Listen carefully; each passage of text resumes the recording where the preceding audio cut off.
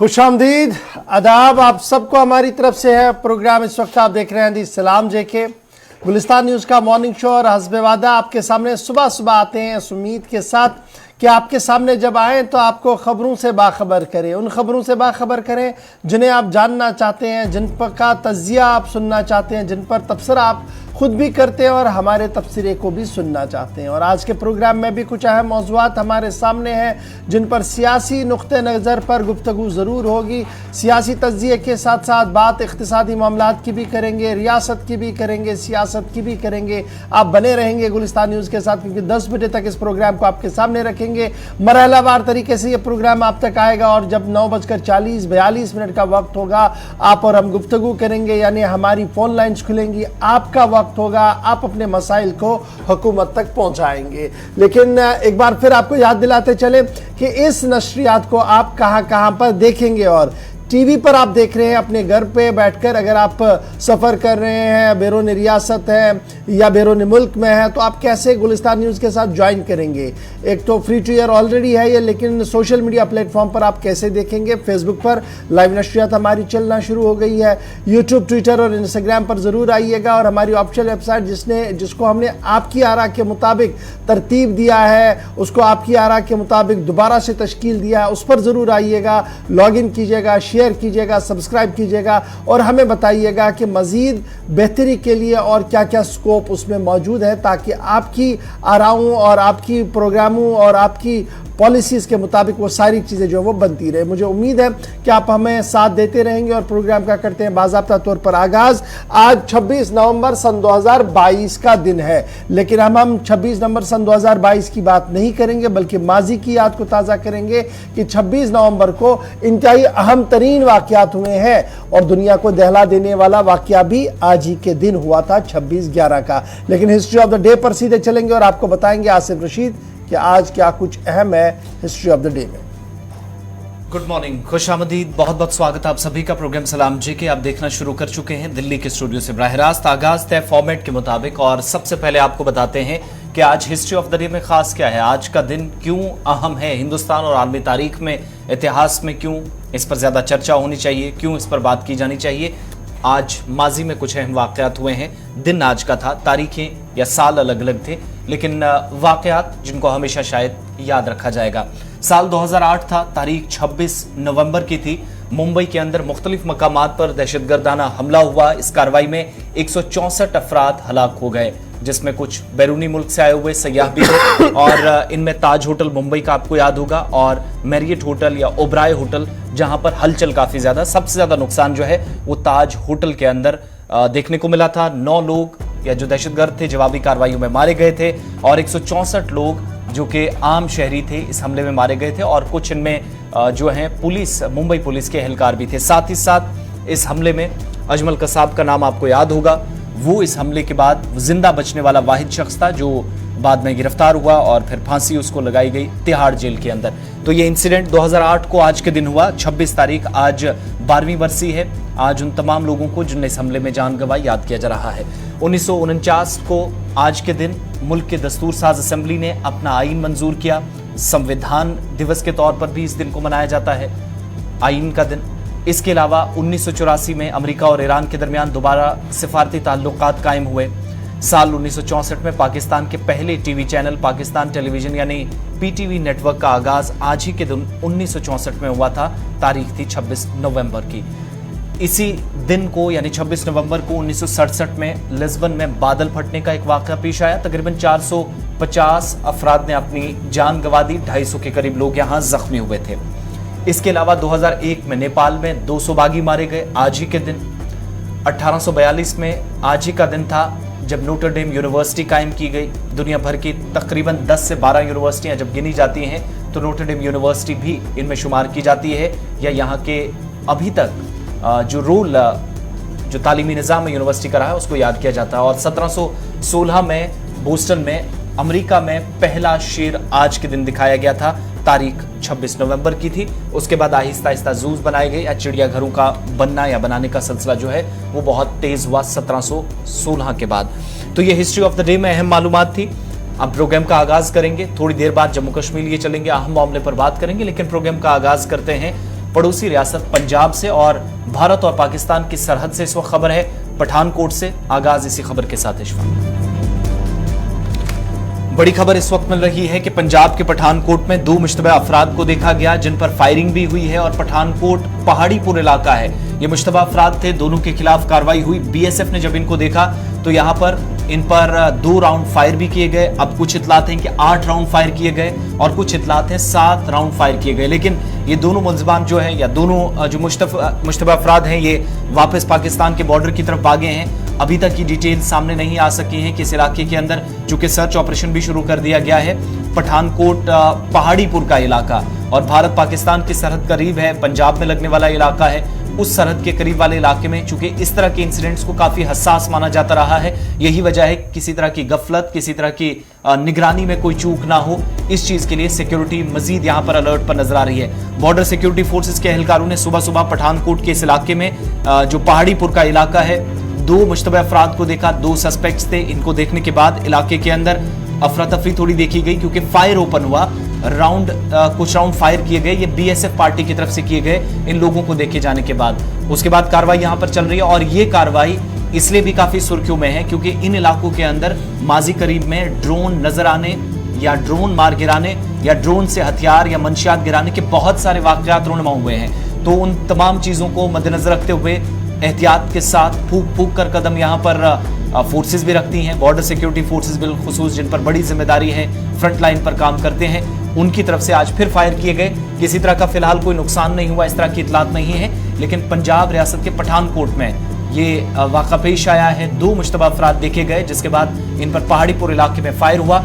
वापस से पाकिस्तान की सरहद की तरफ भागे हैं। फिलहाल इलाके के अंदर कुछ राउंड्स फायर होने के बाद बीएसएफ ने अब पुलिस पार्टी के साथ सर्च ऑपरेशन पहाड़ीपुर के इस इलाके के अंदर शुरू कर दिया है। दोनों लोग जिन पर फायर हुए हैं वो पाकिस्तान की सरहद की तरफ जो करीब में बताई जाती है जिस तरफ फरार हुए हैं। मजीद इतलात का भी हमें भी इंतजार इस खबर में रहेगा।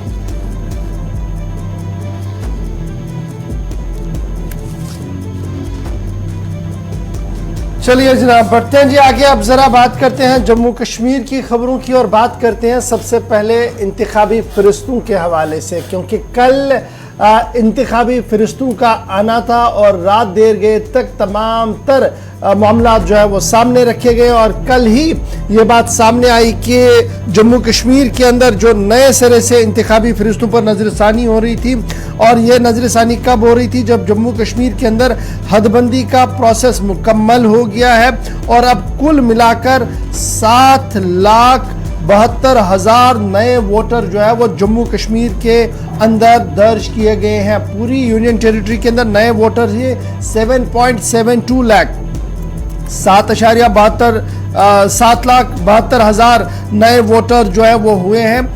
और इस तरीके से अब जो नए पोलिंग स्टेशन, चूंकि हदबंदियां नहीं हुई हैं, कुछ नई कॉन्स्टिट्यूंसियां हमारे वजूद में आई हैं और उस तरीके से 613 नए पोलिंग स्टेशंस का भी क़याम अमल में लाया गया। ये नए पोलिंग स्टेशंस होंगे।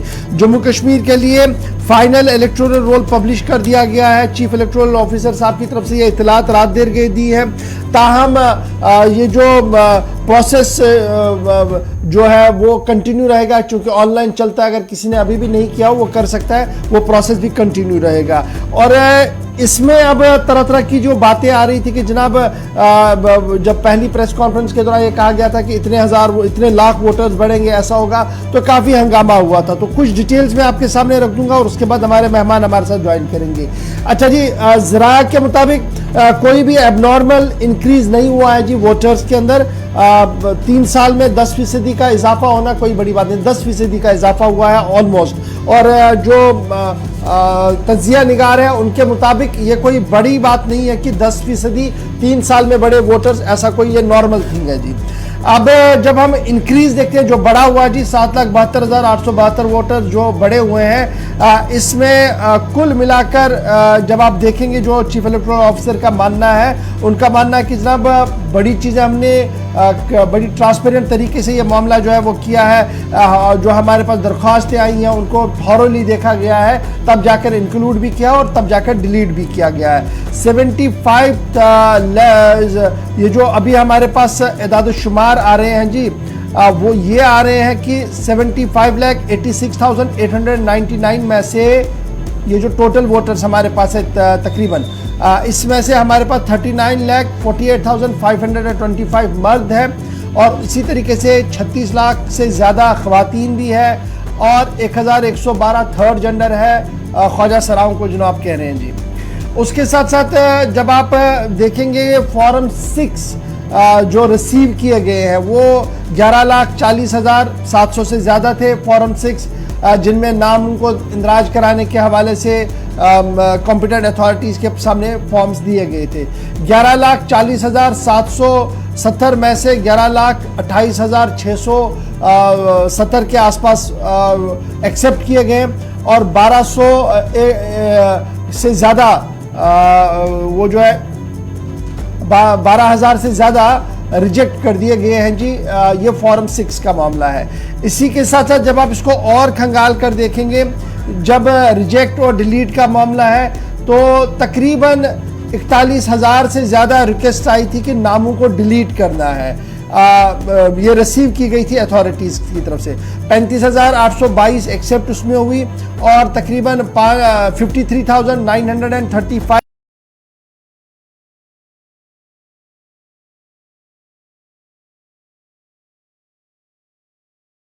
है वो इंक्रीज हुआ है जी 0.58 से 0.52 से 0.58 तक।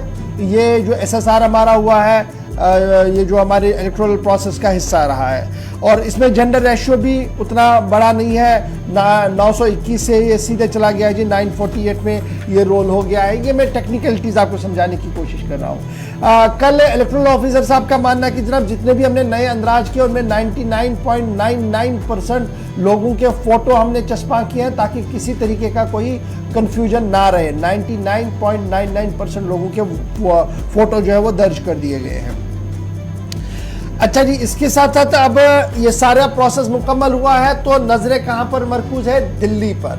दिल्ली पर इसलिए मरकूज नजरें हैं क्योंकि खबर यह है कि मार्च के आखिर में अब इलेक्शन कमीशन ऑफ इंडिया के अंदर मीटिंग होगी जिसके अंदर यह हतमी फैसला लिया जाएगा कि क्या जम्मू कश्मीर के अंदर इलेक्टोरल प्रोसेस को आगे बढ़ाया जाए, असेंबली के जो निशस्तें खाली पड़ी हैं पिछले कई सालों से उस पर चुनाव कराया जाए या फिलहाल कुछ और देर रुका जाए और पहले पंचायत और दीगर चुनाव कराया जाए। ये हतमी फैसला मार्च के आखिर में लिया जा सकता है। इस तरीके की खबरें जो हमारे पास है। ये तो खबरों की खबर थी, लेकिन हम जरा आगे बढ़ते हैं। मेरे साथ मोहम्मद यूसुफ तारेगामी हैं, तर्जुमान है PhD के भी और उसके साथ साथ फॉर्मर लेजिस्लेटर है और इस पूरे मामले पर एक गहरी नजर रखते हैं। CPIM के सीनियर लीडरों में इनका शुमार होता है। तारेगामी साहब बहुत बहुत शुक्रिया सर ज्वाइन करने के लिए।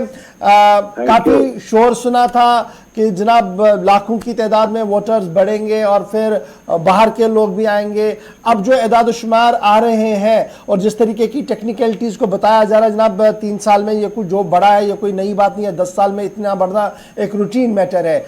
किस तरीके से आप इसका रिएक्ट करेंगे और क्या आज के दिन में आप मुतमईन है जो प्रोसेस चला है? देखिए, जहाँ तक ये रिवीजन का अपग्रेडेशन का ताल्लुक है, ये अमल जो इलेक्शन कमीशन ऑफ इंडिया ने शुरू किया, खदशात तो हमारी तरफ से पैदा नहीं हुए, पॉलिटिकल पार्टीज की तरफ से। खदशात पैदा करने की जिम्मेदारी अब भी संभालनी होगी, पहले उस बयान को लेकर जो चीफ इलेक्टोरल ऑफिसर साहब ने दिया और उसके बाद उसकी दुरुस्ती की खातिर डायरेक्टर इंफॉर्मेशन ने वजाहती बयान दिया। सरकार की दखलंदाजी नुमाया हो गई और यहीं पर बस नहीं, जब पॉलिटिकल पार्टीज में एक कंसर्न पैदा हुआ, खासतौर पर नॉन बीजेपी पार्टीज में, पूरे रीजन में, जम्मू में, कश्मीर में, तो मुशावरत का अमल शुरू हुआ जिसके नतीजे में ऑल पार्टीज मीटिंग हुई और साथ ही साथ एक कमेटी को भी तश्कील दिया गया। और लाजमी तौर पर जब अवाम का कंसर्न पैदा हुआ कि ये मामला हमारा है, जमहूरियत और कानूनी दायरा, आईनी दायरा अब भी मुल्क में मौजूद है, तो भला कानून से बाहर, आईन से बाहर कुछ अमल किया जाए अवाम की ख्वाहिशात के खिलाफ, वो हमें मंजूर नहीं। जिसका नतीजा ये है कि बाद में उन्होंने ऑल पार्टीज मीटिंग भी बुलाई जिसमें भी ये कहा गया क्या ऐसा नहीं होगा, ये अफवाहें हैं, ये गलत बयानी है। बहरहाल ये हुआ अपनी जगह, लेकिन बाद में यकायक जो डिस्ट्रिक्ट मजिस्ट्रेट जो जम्मू उनकी तरफ से एक लिखा हुआ ऑर्डर अखबारों में छपा, हमारी नजर से गुजरा। भला मुझे बताइए कि ये क्यों हुआ, कैसे हुआ, आज तक नहीं बताया है। सरकार ने, इंतजामिया ने उसकी वजाहत तक नहीं की। और बाद में जब वापस भी लिया वो फैसला, ये कहा गया, चर्चा हुआ, रिटर्न वजाहती बयान भी इजरा नहीं हुआ, न सरकार की तरफ से न इलेक्शन कमीशन की तरफ से। तो लाजमी तौर पर ये जो खदशात है, खदशात गलत नहीं रहे, खदशात थे, खदशात पैदा हुए उस अमल से जिस अमल का मैंने अभी जिक्र किया। और मैं इस बारे में ये कहना चाहूंगा कि सबसे बड़ी बात हुई कि पॉलिटिकल पार्टीज ने अपने बाहमी इख्तलाफात को दूर रखा और एक साथ मिलकर एक आवाज उठाई कि वोट का अधिकार यहाँ के लोगों को होना चाहिए, आईन के दायरे के अंदर होना चाहिए। और ये एक बड़ी वजह बन गई है शायद कि वो नहीं हुआ जो कुछ लोग हुक्मरान पार्टी करने के हक में थी या वो करना चाहते थे। बहरहाल मैं इस बात में नहीं जाऊंगा, अभी मैं ट्रैवल कर रहा हूं हरियाणा से और इस वजह से मैंने पूरा मुताला नहीं किया इसमें कितने इंक्लूजन हुए और ड्रॉप आउट्स क्या है और क्या ये यूनिफॉर्मल लेवल पर हुआ, किस डिस्ट्रिक्ट में कितना हुआ। और मेरे ख्याल में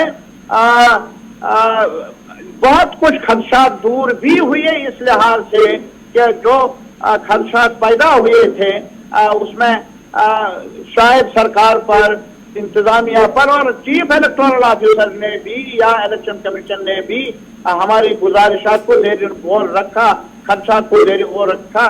शायद उसमें कमी आई है, लेकिन इस बारे में एक मुफस्सल तज्जिए की जरूरत है, बहस की जरूरत है, मुशावरत की जरूरत है।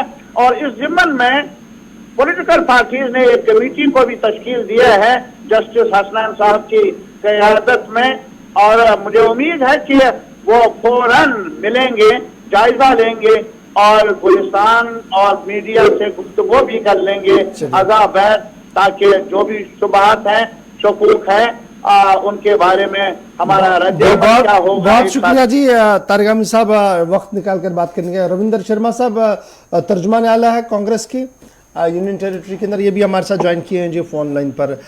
रविंदर जी बहुत शुक्रिया सर ज्वाइन करने के लिए, आपके स्टेटमेंट्स, आपकी प्रेस कॉन्फ्रेंस और जम्मू के अंदर जिस तरीके की आवाज़ थी, खदशात काफ़ी ज़्यादा थे। क्या मैं आज के दिन ये मानूं कि वो खदशात ऑलमोस्ट ज़ीरो हो गए हैं और अब एक शफाफ निज़ाम हमारे सामने हाथ में है जिसको लेकर हम आगे बढ़ सकते हैं? क्योंकि जो खदशा पॉलिटिकल पार्टीज़ को था वो तारिक अहमद साहब थोड़ी देर पहले कह चुके हैं और दबे अल्फाज में वो ये भी मान रहे हैं कि शायद ऑल इज़ वेल है जी, अब आगे बढ़ा जा सकता है।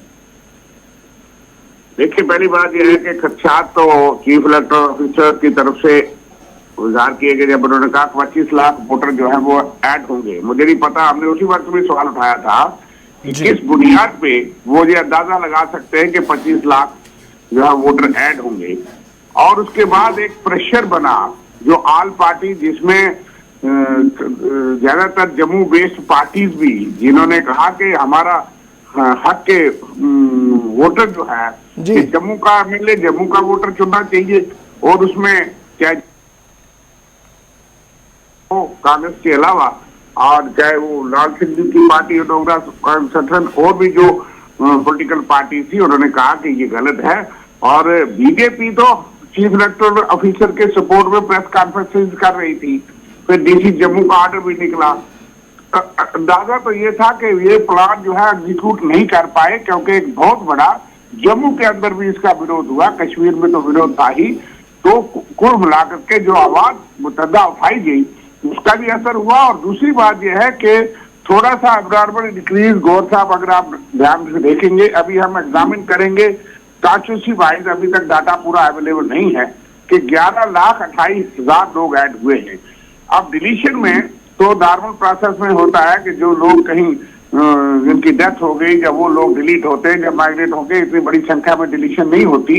डिलीशन जितनी हुई है उसमें लगता है कि जो आधार लिंकेज हुआ है, क्योंकि कई जगह वोटर जम्मू में भी ये जो 11 लाख वाली बात है, ये मेरी समझ से बाहर। 7,72,000 ही ऑफिशियल स्टैंड है, ये 11 लाख वाला फिगर कहाँ से? मेरा ये है कि 11,28,000 ऐड हुए, चूंकि जो डिलीशन हुआ है इतनी बड़ी संख्या में, कुल इंक्रीज जो माना जा रहा है 7,72,000 जो माना जा रहा है, लेकिन डिलीशन भी मेरे ख्याल बड़ी संख्या में है, जो मुझे अभी तक समझ आया कि उसमें एक बड़ी संख्या डिलीशन हुई है। और उसमें 3 लाख जो है 1,000 लोग ही हैं जो नए ऐड हुए 18-19 साल, जो नॉर्मल प्रोसेस है वो ठीक है। लेकिन बाकी जो लोग हैं वो लोग क्यों नहीं ऐड हुए थे? क्योंकि वो पिछले 3 साल की बात हम मान सकते हैं। थोड़ा सा नॉर्मल इंक्रीज है, कुछ कॉन्स्टिट्यूंसीज में सांबा कठुआ इधर हो सकता है, वो हम देखेंगे। हमारा उस पे बाय एंड लार्ज आप ये कह रहे हैं कि जनाब जो 25 लाख वाली कहानी थी उसमें पॉलिटिकल पार्टीज ने जो प्रेशर बनाया उसकी वजह से एक दबाव बना, और ये दबाव का नतीजा आज हमारे सामने एक स्ट्रीमलाइन प्रोसेस हाथ में है। देखिए, ये बात कहने की जरूरत नहीं थी और कहलवाने की जरूरत नहीं थी, और फिर रूलिंग पार्टी का जंप करना और उस चीज को जस्टिफाई करना, बार बार प्रेस कॉन्फ्रेंस और सपोर्ट करना, और इस बार डीसी जम्मू का ऑर्डर निकलना, कहीं ना कहीं अटेम्प्ट जो है वो हम समझते थी, जिसको जनता के प्रेशर में वो एग्जीक्यूट नहीं हो सका, वो अमल जामा नहीं हो सका, क्योंकि जम्मू में भी इस चीज का बहुत बड़ा विरोध था कि हमारा फैसला पंजाब, बिहार, यूपी, उत्तर प्रदेश, उत्तराखंड, मध्य प्रदेश के लोग करेंगे, तो शायद एक असर वो रहा। और दूसरी बात बहुत शुक्रिया जी रविंद्र शर्मा जी हमारे साथ ज्वाइन करने के लिए। फिलहाल बड़ी बात यह है कि पॉलिटिकल पार्टियां ये मान रही है कि उनकी जो जद्दोजहद थी वो 25 लाख को 7 लाख तक ले आई, लेकिन अभी भी जनाब देखने वाली बात है कि जो डिलीट्स हुए वो इतनी ज्यादा क्यों है, तो इस पर बातें जो है वो होती रहेंगी। लेकिन एक चीज जो बड़ी क्लियर है वो ये है कि एडमिनिस्ट्रेटिव पार्ट पर जो बात कल क्लियरली बताई गई, टेक्निकलिटीज के साथ सामने रखी है, उसका शफाफियत के साथ जोड़कर देखना काफी ज्यादा जरूरी बनता है। तो फिलहाल बढ़ते हैं जी आगे, बात जरा आज के दिन की भी आपको बताएंगे, क्योंकि कटरा के अंदर इंतहाई अहम तरीन दिन आज माना जा रहा है। और कटरा के अंदर आज 25वीं national conference on e governance होने जा रही है, और इस सिलसिले में तमाम तर इंतजामात को मुकम्मल कर दिया गया है। बिल्कुल, कटरा जम्मू के अंदर ये प्रोग्राम होने जा रहा है, और शुरुआत जब इसकी होगी कटरा के अंदर, तो ख़ास तौर पर नज़र इस चीज़ पे भी है कि सरकार की तरफ से ये प्रोग्राम बड़े पैमाने पर हाथ में लिया गया था कि तामीर व तरक्की में हुकूमत का तो एक अपना रोल रहता है, लेकिन अवाम की शराकतदारी कितनी अहम और कैसे मुमकिन हो सके, इस पर, इस कॉन्फ्रेंस पर सबसे ज़्यादा नज़रें हैं। और सिर्फ जम्मू कश्मीर ही नहीं, मुल्क की तकरीबन 25 से 26 रियासतों से अफसरान जो है वो जम्मू कश्मीर पहले ही पहुंच चुके हैं, और आज से इस प्रोग्राम का आगाज़ होगा। इस बीच सबसे खास बात यह है कि जम्मू कश्मीर की सकाफत की भी कुछ झलकियां यहाँ नजर आएंगी। कश्मीरी खानों के अलावा बताया ही जाता है कि डोगरी विरसे से जुड़े हुए या डोगरी कल्चर से जुड़ी हुई कुछ चीज़ें जो आज पेश की जाएंगी, बाहर के लोगों को या सीनियर जो IAS अफसरान पहुंचेंगे उनको दिखाई जाएंगी। 26 नवंबर यानी आज ऑफिशियली कटरा में, जहां श्री माता वैष्णो देवी की यूनिवर्सिटी का जो बेस कैंप है, वहां पर यह कॉन्फ्रेंस होने जा रही है। और 2 दिन की ये कॉन्फ्रेंस जो है ई गुड गवर्नेंस कॉन्फ्रेंस का इसको नाम दिया गया है। मेहमान नवाजी की एक मिसाल बताया जाता है कि इस कॉन्फ्रेंस के जरिए कायम की जाएगी। बताया जाएगा कि कश्मीर की, जम्मू की सकाफत क्या है, तामीर व तरक्की यहाँ कैसे मुमकिन हुई, क्या बड़े इकदामात रहे जिसके सबब अवाम और इंतजामिया के दरमियान तालमेल का जो फुकदान था, और उस चीज को दूर करके प्रोसेस और प्रोग्रेस पर सबसे ज्यादा फोकस किया गया। जम्मू से कटरा तक उन तमाम अफसरान का शानदार इस्तकबाल किया जाएगा हमारी इतलात के मुताबिक, जिन्हें कई मकामात पर इस्तकबालिया तकरीबात भी रखी गई हैं। ये इंतजामिया ने अपनी सतह पर तमाम कोशिशें की हैं। वहीं पहली बार माता वैष्णो देवी यूनिवर्सिटी को ये एजाज़ हासिल होगा कि वो इस तरीके से गुड गवर्नेंस कॉन्फ्रेंस का इनेकाद करेगी।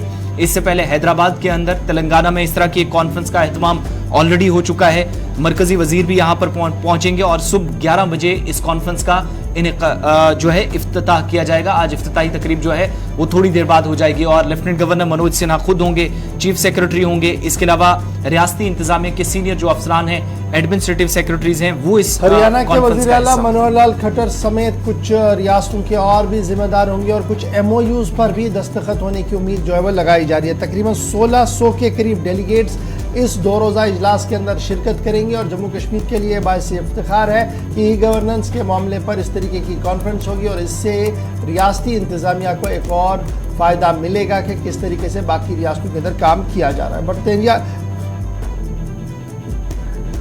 रितिका राजपूत इस वक्त हमारे साथ ज्वाइन की हुई है। रितिका, माता वैष्णो देवी के आसपास किस तरीके के अरेंजमेंट्स हैं और इस कॉन्फ्रेंस को लेकर यूनिवर्सिटी कैंपस के अंदर हलचल क्या कुछ है?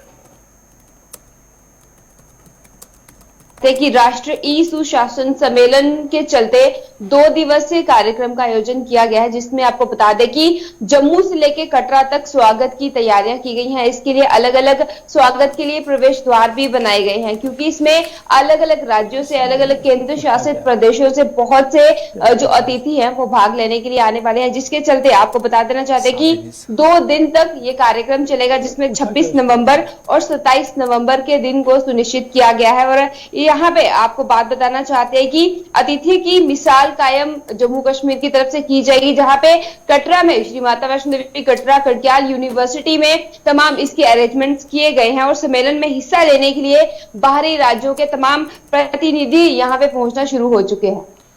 बहुत बहुत शुक्रिया तमाम डिटेल्स के लिए, तफसीलात फराहम करने के लिए। रितिका जम्मू से थी। और कुल मिलाकर आप देखेंगे तो ये कॉन्फ्रेंस जो है तकरीबन 10:15 के आसपास शुरू हो जाएगी, लेकिन जो इफ्तिदाही तकरीब है, जो पहला मरहला इसका होना है, चूंकि फेस मैनर में होगा, लंच जब तक होगा तब तक पहली तकरीब होगी, मुख्तलिफ रियासतों के जो मेहमान जाएंगे वो भी जाएंगे, और एक तरफ लेफ्टिनेंट गवर्नर, उसके अलावा रियासती इंतजामिया के जो सीनियर अफसरान वो यहां पहुंचेंगे।